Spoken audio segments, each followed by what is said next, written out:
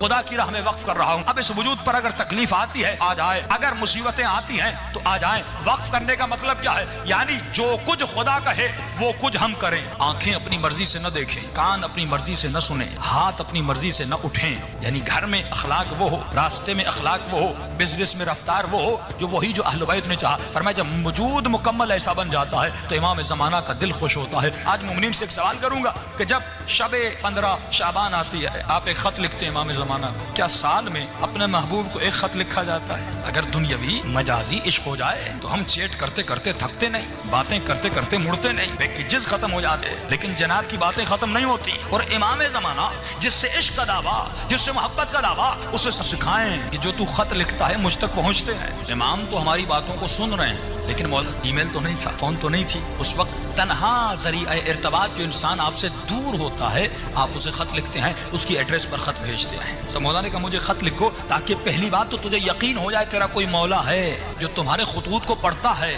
جو تمہارے خط کو دیکھتا ہے, تاکہ یقین ہو فزیکلی ایک ارتباط ہو تمہارا امام زمانہ کے ساتھ. کیونکہ آپ کبھی ایسے انسان کو خط نہیں لکھتے جس کا وجود ہی نہ ہو. جو مر چکا ہو اس کو کبھی خط نہیں لکھا جاتا. خط اسے لکھا جاتا ہے جو زندہ ہو, خط اسے لکھا جاتا ہے جو آپ کا خط پڑھے.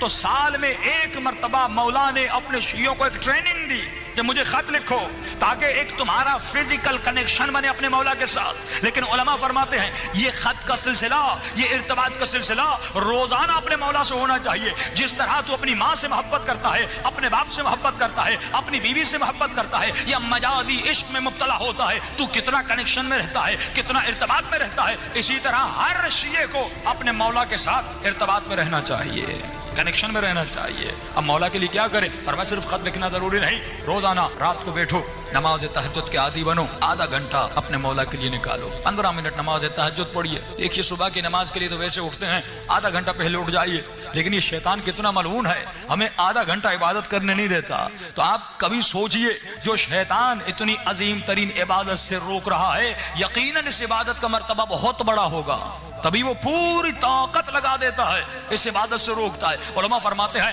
کہ اگر یہ قرآن کی آیتیں یا رات کو دعا کر کے سو جاؤ یا کوئی الارم رکھ کے سو جاؤ, پھر آپ کو محسوس ہوگا یہ معلوم مجھے کتنا روکتا ہے. فرمایا صرف 40 دن نماز شب پڑھو اور صرف 40 دن امام زمانہ کے باتیں کرو, 15 منٹ مولا سے کلام کرو. یا اگر خط لکھنا ہے خط لکھو, پھر درخی دریا میں جا کر پھینک کر, لیکن خط لکھنے کی بھی ضرورت نہیں, روزانہ 15 منٹ باتیں کرو, محبت بھری باتیں کرو. اگر تکلیف ہے تو امام سے شیئر کرو, اگر مصیبت ہے تو اپنے مولا سے شیئر کرو. جب وہ مولا کہہ رہے ہیں میں تمہارا باپ بھی ہوں, میں تمہارا بھائی بھی ہوں, میں تمہارا دوست بھی ہوں, میں تمہارا رفیق بھی ہوں, یعنی ہر رشتہ امام زمانہ کے ساتھ ہونا چاہیے. لیکن ہم نے مولا کو